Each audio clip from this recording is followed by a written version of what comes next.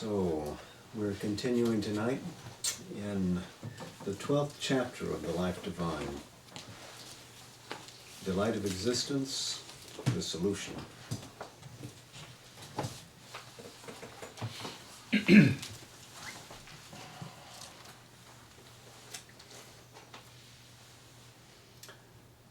So in the last few paragraphs, Sri Aurobindo has declared that we are that one, formed from the Supreme's inalienable bliss.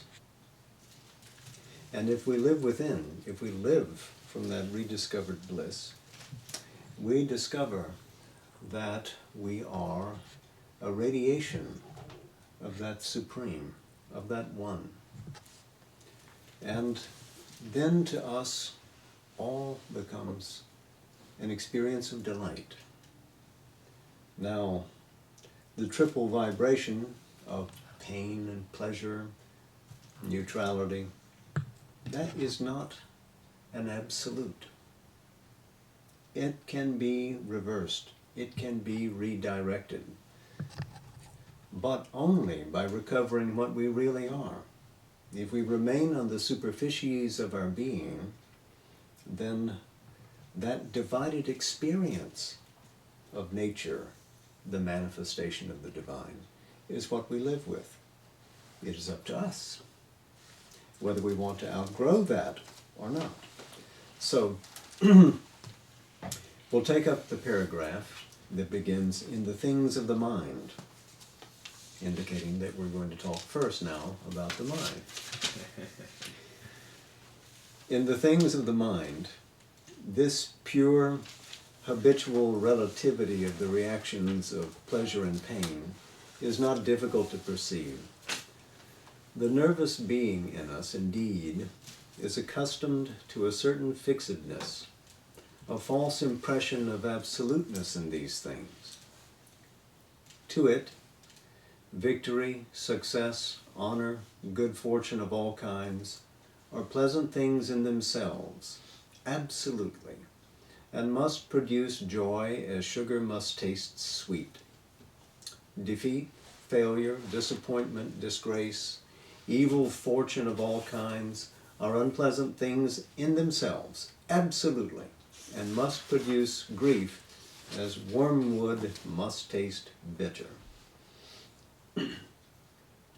So the nervous being that he refers to here is that part of the consciousness attached to the physical. And this nervous being divides things simply into good and bad. It feels good, it feels bad.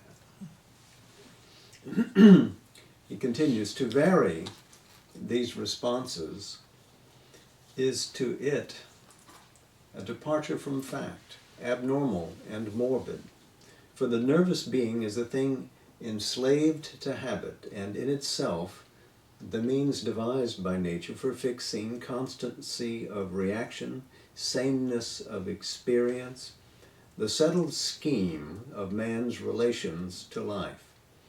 In other words, that's its job, that's its utility. The nervous being develops these habitual reactions to regularize life for us, so it becomes a world that we can gauge, assess, move around in with some sense of stability. So it's black or it's white, it's good or it's bad, it's pleasant or it's unpleasant, so far as the sensations tell us. And now, the mental being, on the other hand, is free, for it is the means she has devised for flexibility and variation, for change and progress. It is subject only so long as it chooses to remain subject, to dwell in one mental habit rather than in another, or so long as it allows itself to be dominated by its nervous instrument.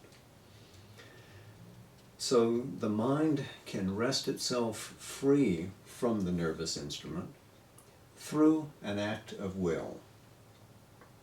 Impliedly, we have the power within us to refuse this habitual response of nature. Once we've met it and understood it and grown beyond the simple nervous vibration to a mental view of it, we thereupon have the freedom to cast away the compulsion.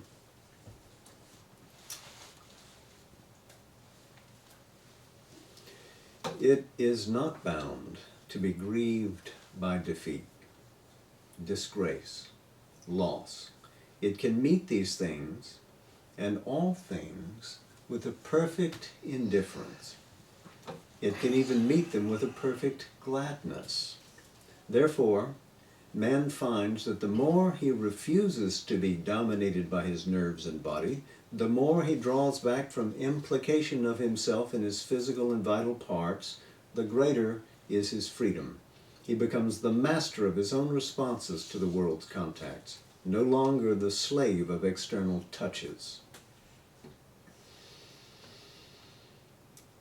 So we have the power to move from slavery to freedom, and from freedom to mastery by withdrawing our adhesion to our customary reactions to things.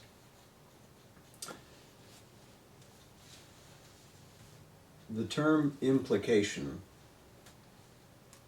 means literally entwined together, entangled.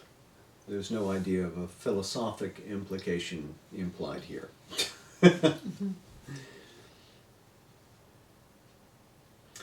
So the onus is upon us, isn't it?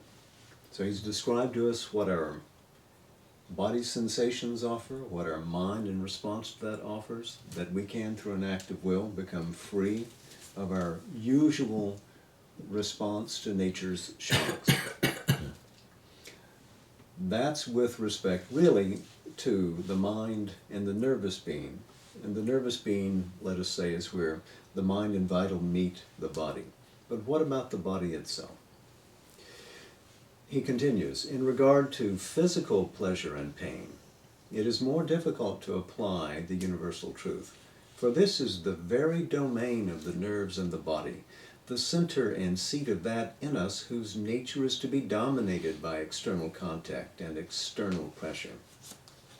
Even here, however, we have glimpses of the truth.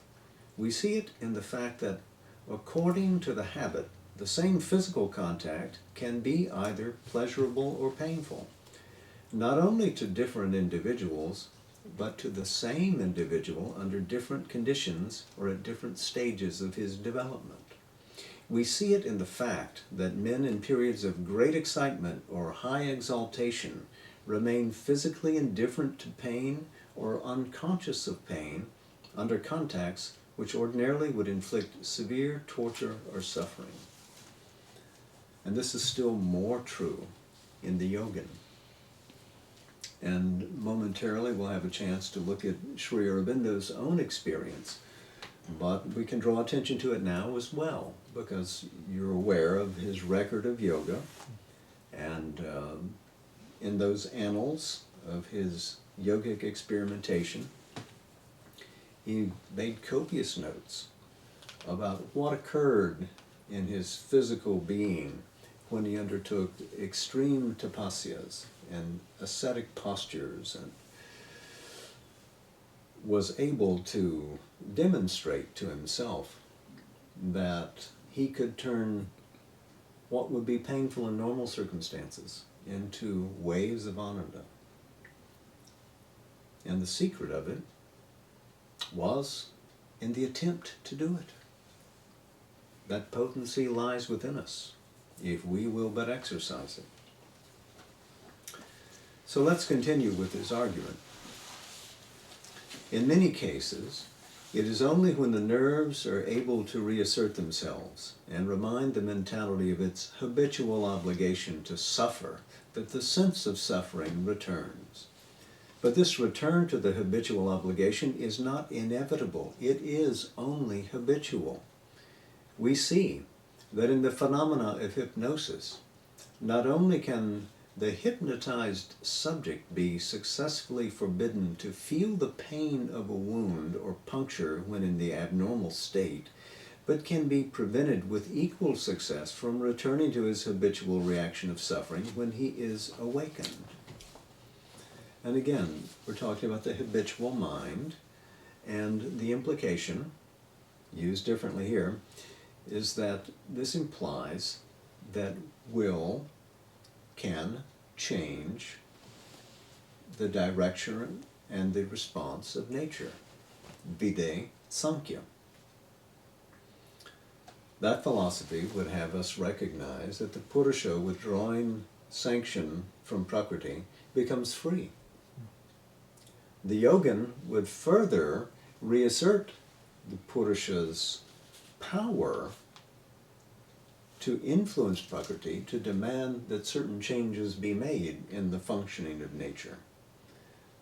Changes which are agreeable to the Purusha. The soul and nature have an interplay. In this position, we're looking at how the mind, representing the soul as an instrument in nature, can influence and change the response. Hypnosis is a perfect example of that. The reason of this phenomenon is perfectly simple. It is because the hypnotizer suspends the habitual waking consciousness, which is the slave of nervous habits, and is able to appeal to the subliminal mental being in the depths, the inner mental being who is master, if he wills, of the nerves and the body. Well, we remember what subliminal means.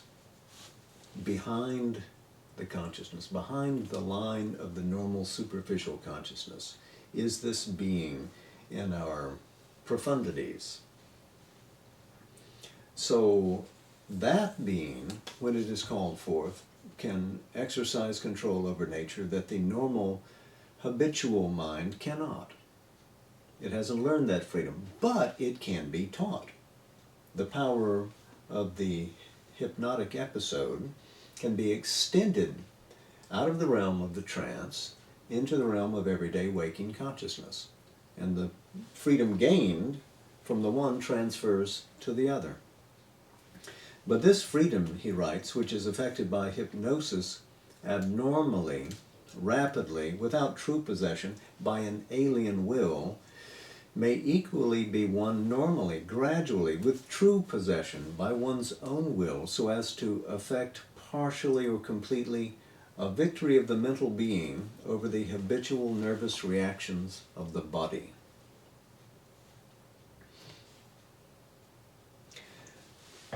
I can tell you a person who did something of this, my own mother, who heard about the power that one might gain through auto-suggestion, and went to the dentist and said, I want to try an experiment. She had to have a filling, and of course they normally apply Novocaine and they drill, and that's not an experience that many people look forward to. But she said, I want to try it without Novocaine. And she said, give me 5 minutes to compose myself. And when he came in, she said, proceed. And he drilled and did all the procedure, applied the new material to it. She didn't flinch. And she did that again and again and again, and visit after visit, for something like an entire year. And then, I think, declared the experiment to be a success, so went back. But, you see, it was voluntary. She had demonstrated her mastery over her physical sensations. Very interesting for me, because my mother was a person who felt pain more than others, so that she would suddenly heroically demonstrate her superiority to pain. It was really quite interesting and inspiring. So this is using a power that is implicit in us, stemming from Chit Shakti, the conscious power of existence. Remember, that is an aspect of the reality whose nature is delight. Sat Chit Ananda. So that conscious force which we recognize as our willpower, is simply a small emanation of what its real force can be. So let's continue then. Pain of mind and body is a device of nature, that is to say, a force in her works, meant to subserve a definite transitional end in her upward evolution. The world is, from the point of view of the individual, a play and complex shock of multitudinous forces. So what he's doing in this paragraph is establishing the place of pain in the world context. Why is it here? What is it doing? What utility can it have for us? In the midst of this complex play, the individual stands as a limited, constructed being with a limited amount of force, exposed to numberless shocks which may wound, maim, break up, or disintegrate the construction which he calls himself. Pain is in the nature of a nervous and physical recoil from a dangerous or harmful contact. It is a part of what the Upanishad calls jugupsa, the shrinking of the limited being from that which is not himself and not sympathetic or in harmony with himself, its impulse of self-defense against others. Jugupsa, the word literally means disgust or abhorrence. So this is what pain is. It's a shrinking back. It's a revulsion from the thing which wants to contact us in a way that we regard deleterious to our being. It, and he means pain, it does not come into being in the purely physical world so long as life does not enter into it. For till then, mechanical methods are sufficient. Sufficient for what? To advance the forward thrust of nature's development. Nature is preparing an evolutionary play. As long as she does not need life to enter the picture, she can achieve that just through the moving of mechanical forces and instruments. But when life enters into matter, when life manifests, then pain appears. Its office begins when life, with its frailty and imperfect possession of matter, enters on the scene. It grows with the growth of mind in life.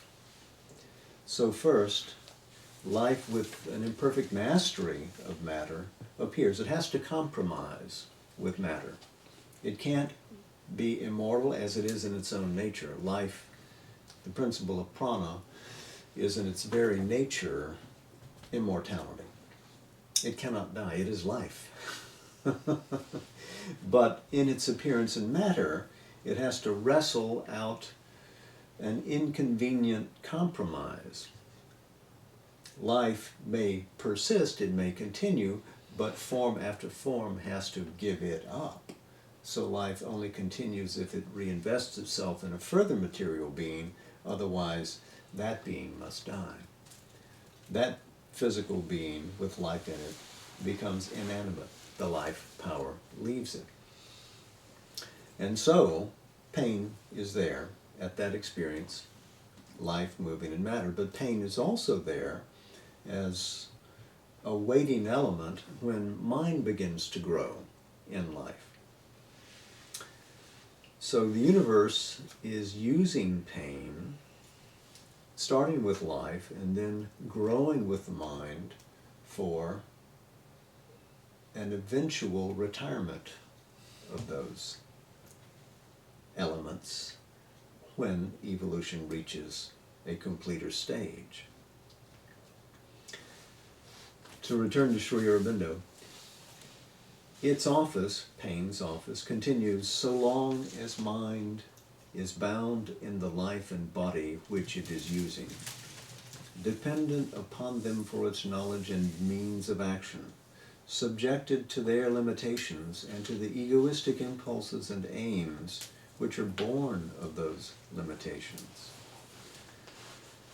So you might say that with respect to the growth of life and mind, limit defines pain. So then the suggestion is, if we remove limits by conscious growth, does pain exist? But if and when, Sri Aurobindo writes, mind in man becomes capable of being free, unegoistic, in harmony with all other beings and with the play of the universal forces, the use and office of suffering diminishes. Its raison d'etre must finally cease to be, and it can only continue as an atavism of nature, a habit that has survived its use, a persistence of the lower in the as yet imperfect organization of the higher. Its eventual elimination must be an essential point in the destined conquest of the soul over subjection to matter and egoistic limitation in mind. So, widening lessens the experience of pain, lessens the experience of suffering. The appearance of ancestral characteristics is what we mean by the term atavism. So, pain would be something that was early in our living history, reaches back into the past, but need not be part of our present, and certainly need not be part of our projected future. Our destiny as ensouled divinity is to conquer this within the construct of nature. Not outside nature, but inside nature, to rise above and beyond pain and suffering. The next paragraph, then.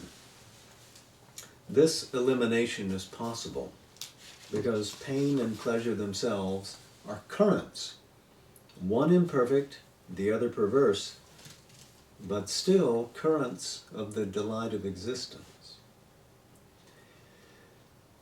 The reason for this imperfection and this perversion is the self-division of the being in his consciousness by measuring and limiting Maya, and in consequence, an egoistic and piecemeal instead of a universal reception of contacts by the individual. Remember, Maya is that force of consciousness which takes illimitable being and limits it, takes the indefinable and defines it, takes the intangible and renders it tangible. Since we are one with that Supreme Self, we have participated in that choice to use Maya as the means of projecting ourselves into this world. It is not an ill fate that's been imposed upon us, but the suggestion is that we're here because we choose to be here. We'll see why.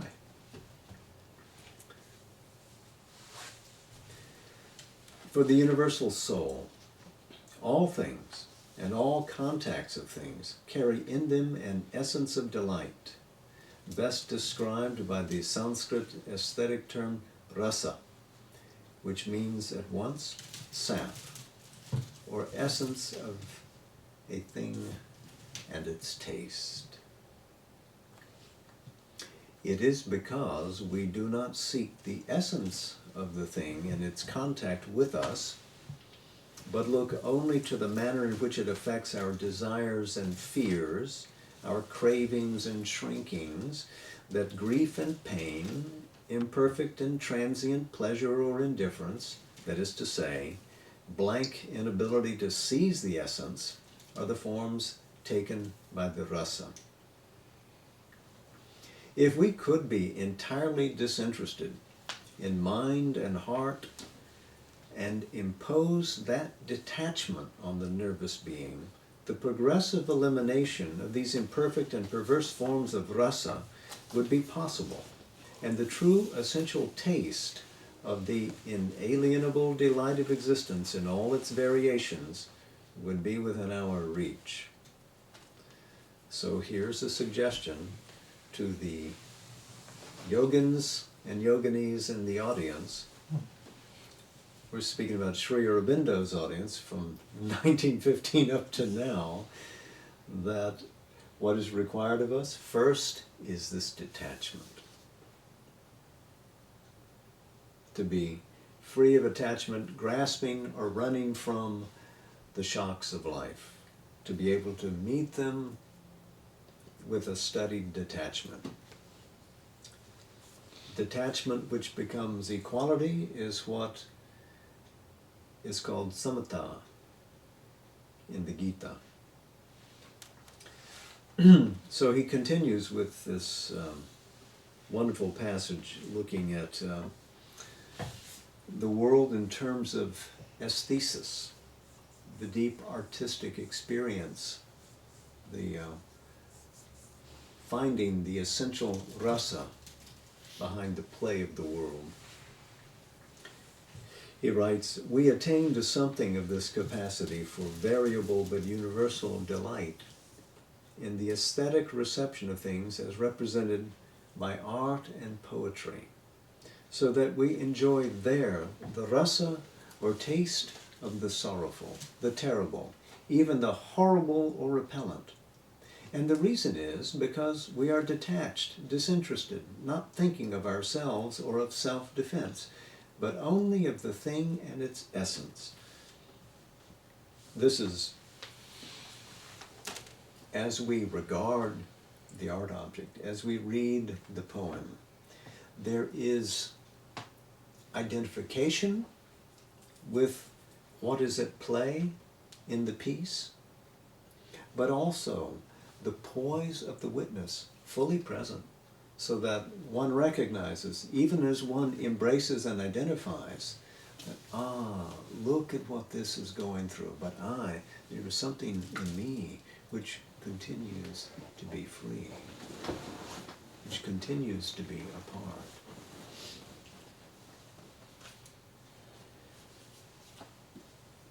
And there's a quotation below, or a footnote, so termed in Sanskrit rhetoric, the karuna, vayanaka, bibhatsa rasas, sorrowful karuna, etc. And the reason is because we are detached, disinterested, not thinking of ourselves or of self-defense, jugupsa, but only of the thing and its essence. Certainly, this aesthetic reception of contacts is not a precise image or reflection of the pure delight which is supramental and supra-aesthetic, for the latter would eliminate sorrow, terror, horror, and disgust with their cause, while the former admits them. So, the supramental, of course, does not experience sorrow, terror, horror. In its vast realm of oneness become multiplicity, that is an impossibility. So the analogy, which this is not perfect, but it is useful to us to get an idea of what we can see in the universe and work in the play of the cosmos.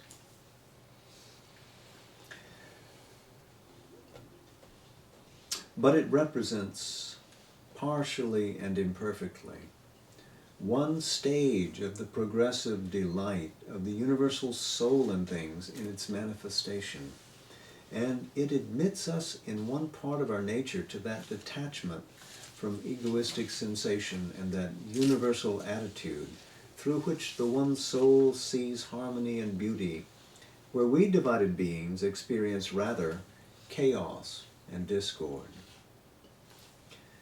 The full liberation can come to us only by a similar liberation in all our parts, the universal aesthesis, the universal standpoint of knowledge, the universal detachment from all things, and yet sympathy with all in our nervous and emotional being. So, in other words, after establishing that kind of detachment and samatha, we have to grow and universalize ourselves to escape the realm of pain and suffering, while yet remaining in the world. We must become wide like the cosmos. That does not mean that individuality must be expunged, but it means that we have to become a universal individual.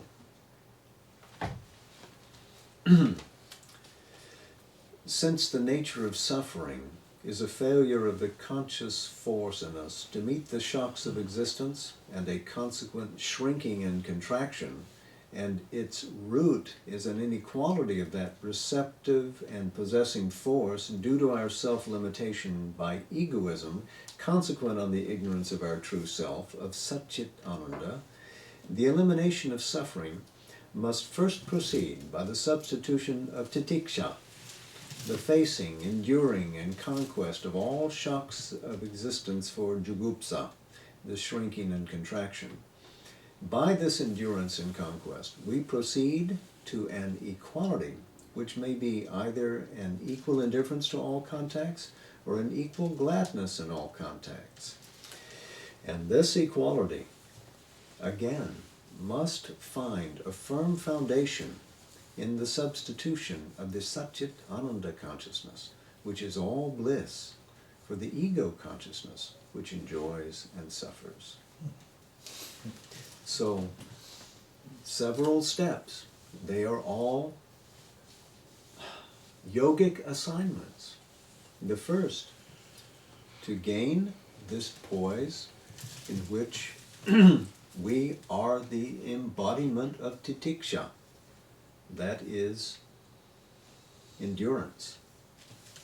To be able to have our natural poise be one of strength and solidity in the face of all nature's invitations, excitations, blows, buffetings.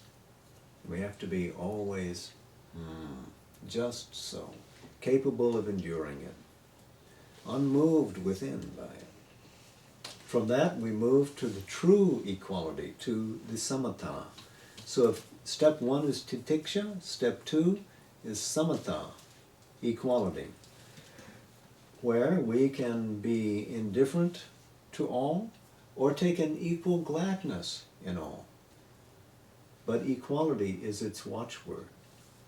When we have, in our consciousness, become this vast poise, unmoved, of conscious force, able to act when we choose, able to withhold all power when we choose.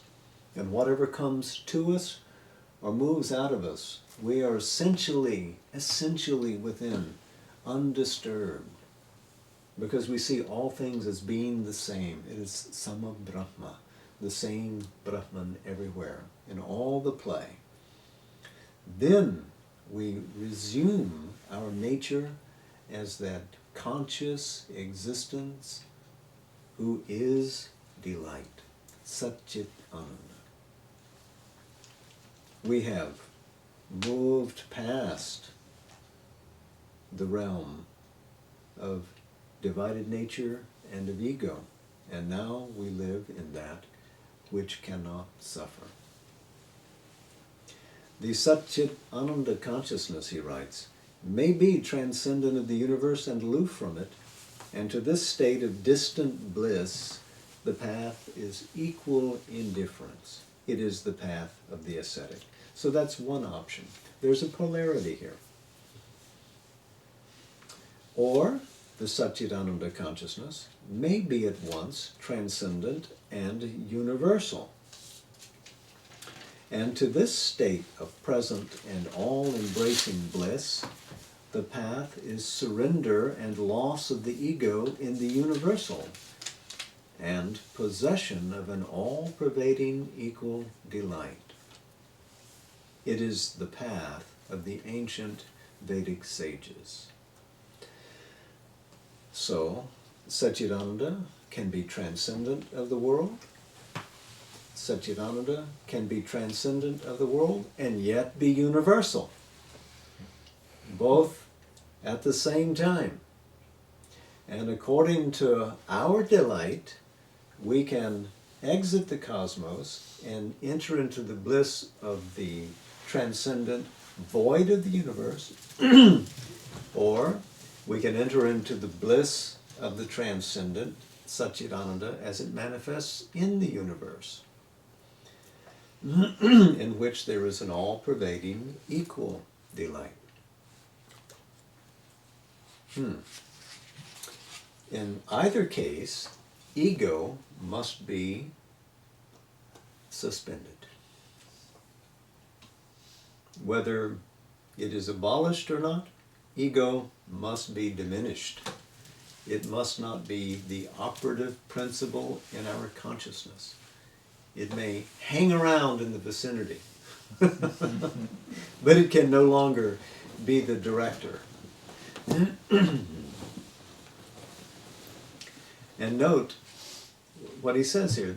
This second option is the path of the ancient Vedic sages. And that's true. You won't find anywhere in the Rig Veda that this idea of hieing away from the world to an aloof beyond is at all its prospect.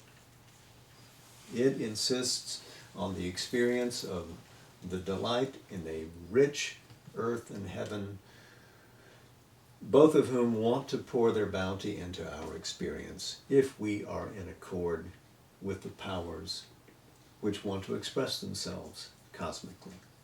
So, a partnership between the human and the divine in the world. So let's continue.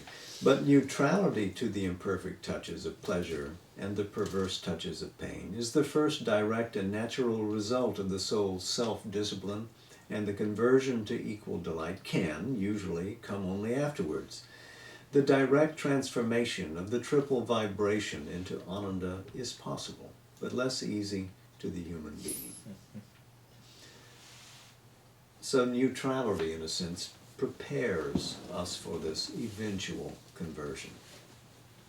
We strengthen ourselves. We move from neutrality to what is pleasant, what is unpleasant, to an eventual conversion of that experience where it reveals its hidden delight, its secret rasa. We can find it if we look into the essence. To get to the essence of any experience, we must be in the essence of ourselves, no?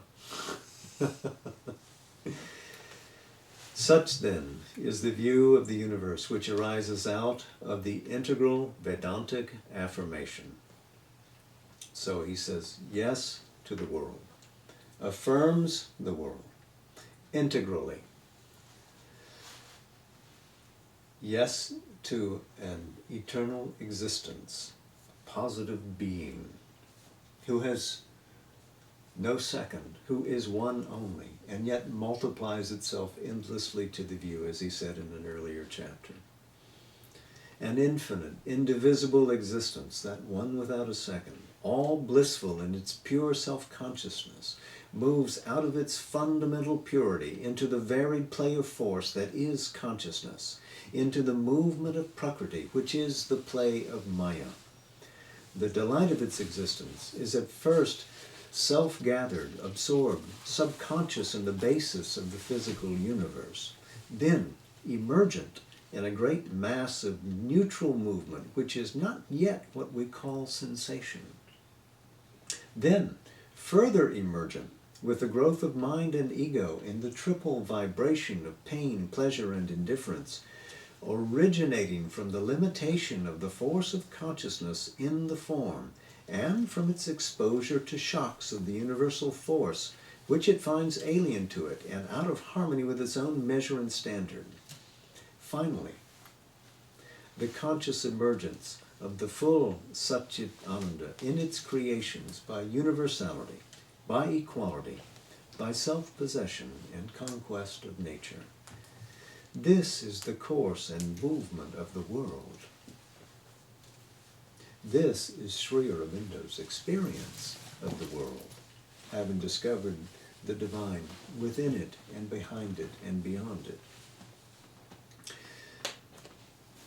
So the one without a second has become multiple through the application of its conscious force of being and through the instrumentality of its self-measuring maya, by which the infinite has become finite.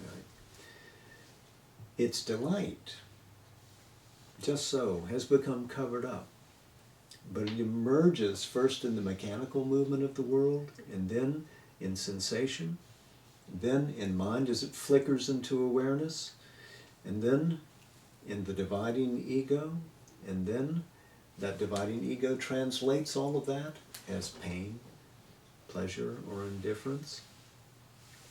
And then finally, Satchit Ananda is the next destination of the evolution, when we exceed this formula and when we fulfill the world.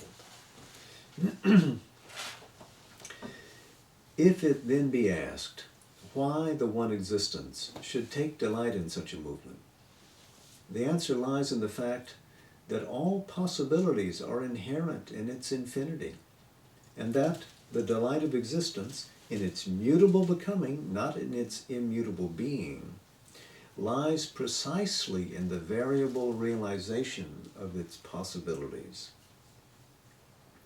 And the possibility worked out here in the universe of which we are a part begins from the concealment of Satchidananda in that which seems to be its own opposite, and its self-finding even amid the terms of that opposite.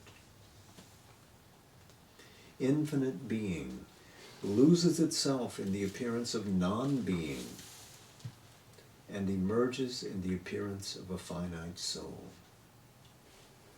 Infinite consciousness loses itself in the appearance of a vast, indeterminate inconscience and emerges in the appearance of a superficial, limited consciousness.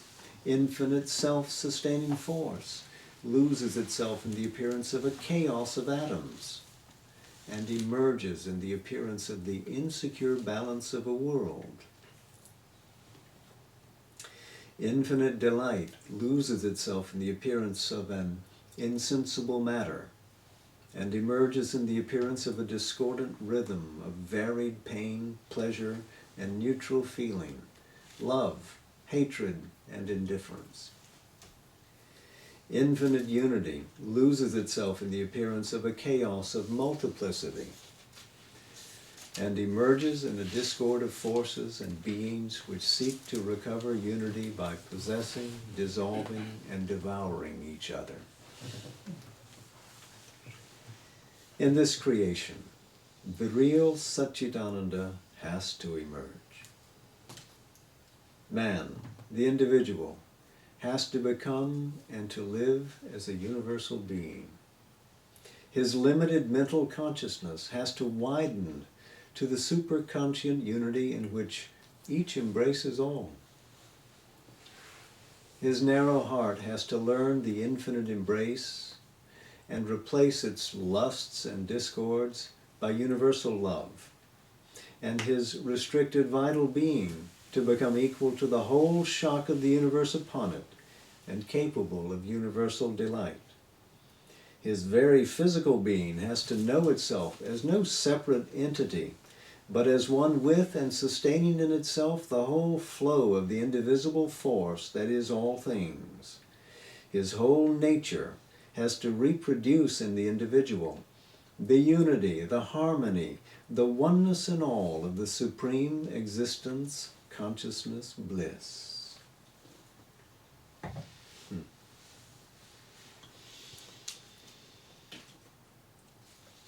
So, all potentialities and possibilities must enter into the universe from that absolute. And in doing this, the one has concealed itself in its very opposites. So each term disappears into what seems to be its denial. Being seems to become infinitely divided in conscience. Consciousness force becomes insentience. That which is disempowered, that which is fragmented. And delight becomes insentience. That which is insensible. And out of it, the individual arises and captures the essence of the cosmos in its consummation in the final terms of evolution. And this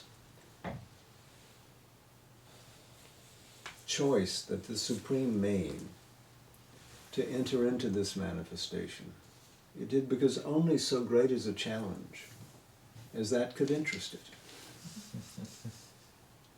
Can I become infinite in number? Can I become my apparent opposite? And yet regain it all in the terms of that cosmos that is established. That is its quest. So the summation is an evolution fulfilled which justifies the manifestation.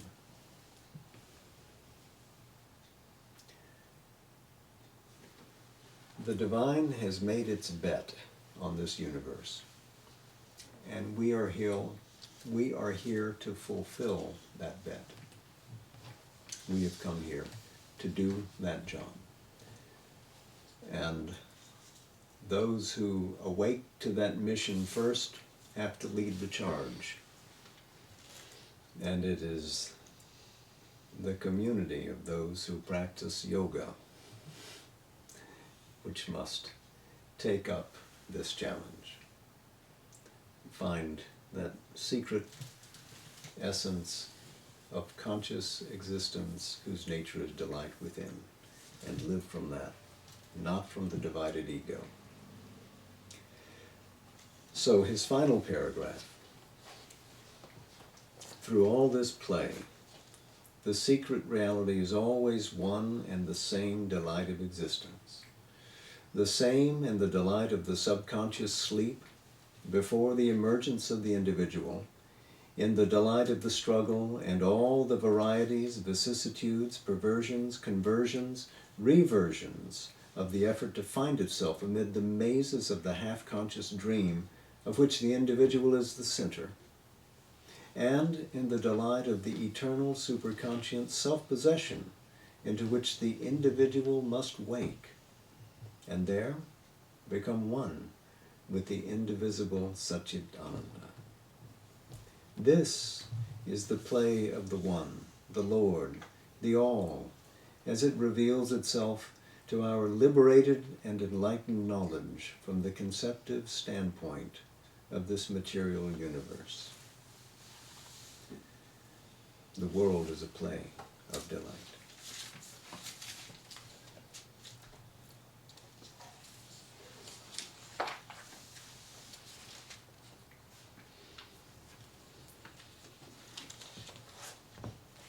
So,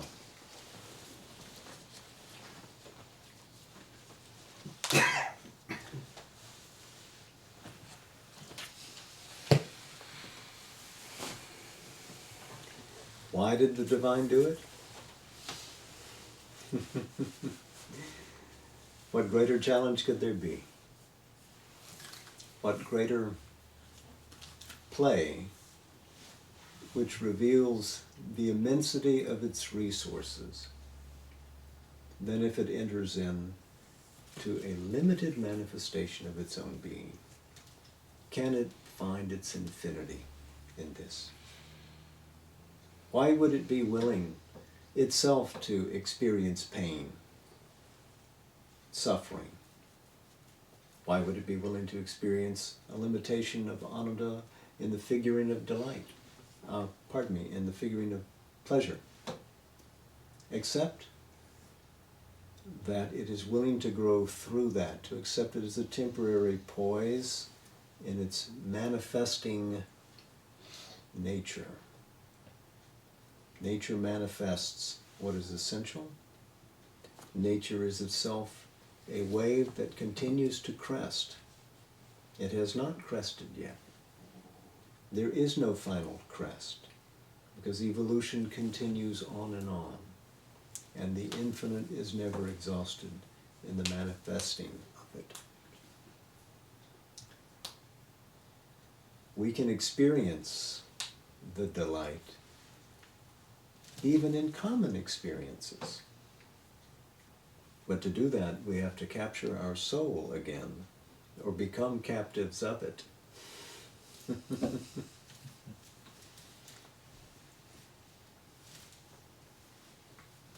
So, questions?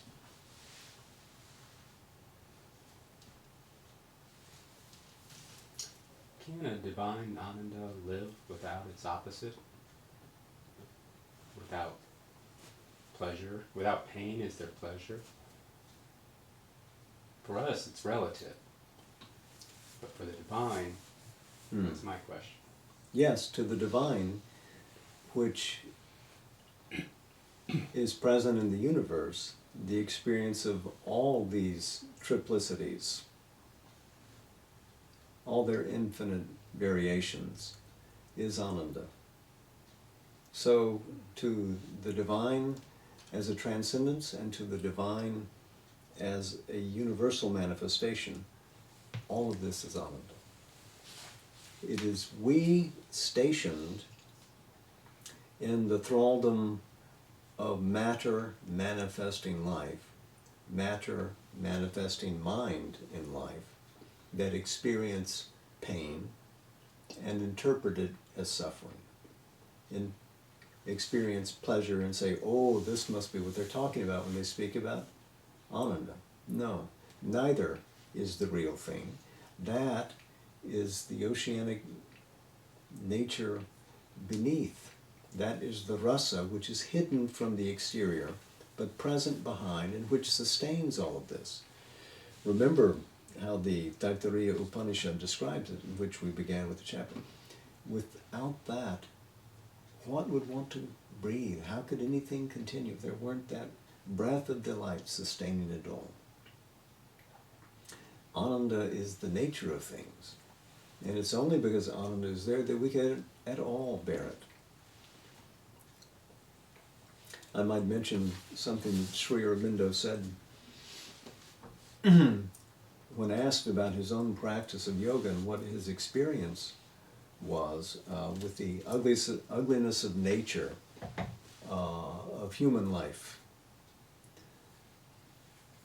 The nature of human life, I mean to say.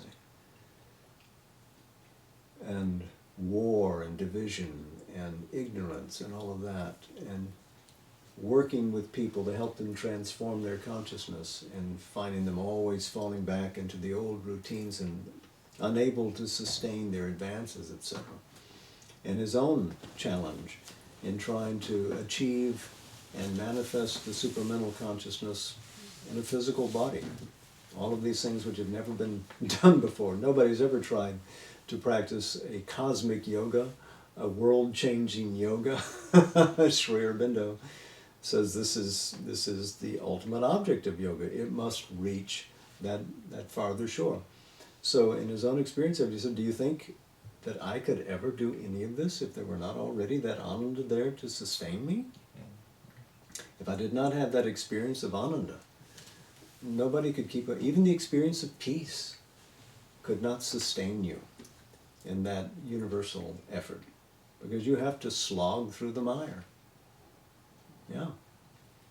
So it doesn't mean that because one can experience the ananda behind all variations of experience, that those things aren't still there, that they are formations of ignorance, but you get the essence behind them, you see. The supramental being, if it were to visit us and look at something which is really an uglification of nature, would recognize that it's a distortion, but would see beneath it, behind it, the ananda from which it came and what it is trying to express in a warped way, and would work to relieve it of its brittleness, of its limited form, and help it to get to the best possible expression so that it can discover and triumphantly announce that, yes, I too am ananda. Even what is warped, even what is wrong, has a truth behind it, but must find its correct placement in things. Again, all problems in life are problems of harmony. Given a different shape, given a different temperament, a different place in time's evolution, it might be a welcome development.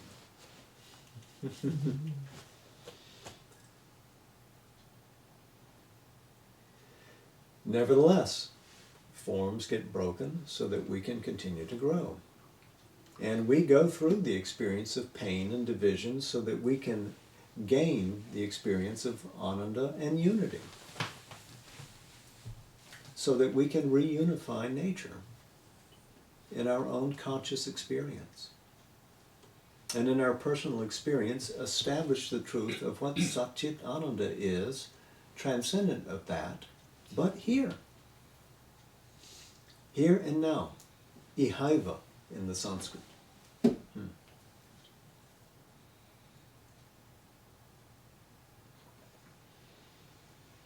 So our challenge is to move from the near to the far, as Sri Aurobindo would say in another context, an educational context. We have to move from our divided experience towards that unity that we envision by learning how to be calm in the face of the blows and excitations of nature.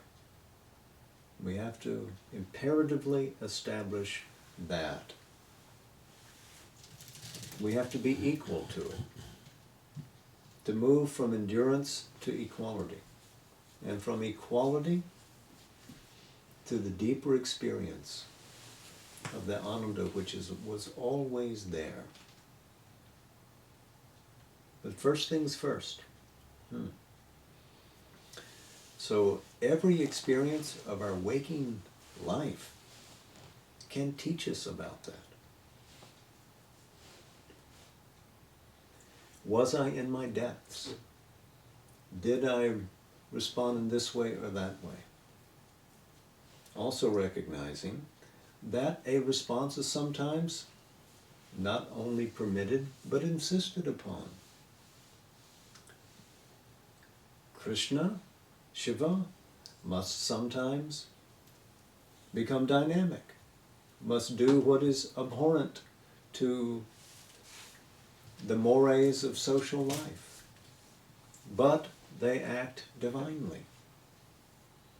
They seem to be acting in a way which is unspiritual, but they are in accord with the conscious force of existence within them.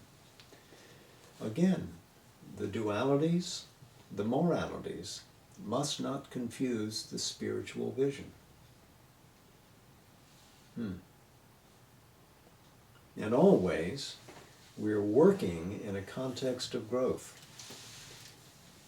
Transforming the being is not easy in any part of it. Transforming the mental consciousness, transforming the vital consciousness, but when you get down to the bedrock of the body, the most difficult yet.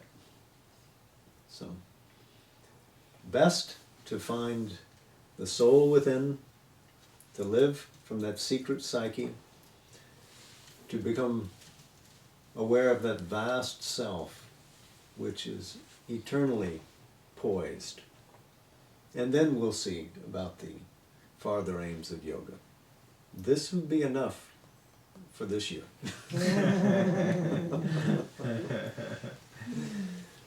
So.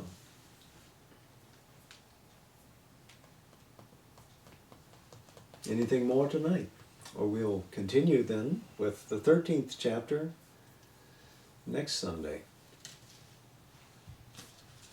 So, a friend of mine used to ask me periodically, if God is all good and all light, then why do we experience evil in the world?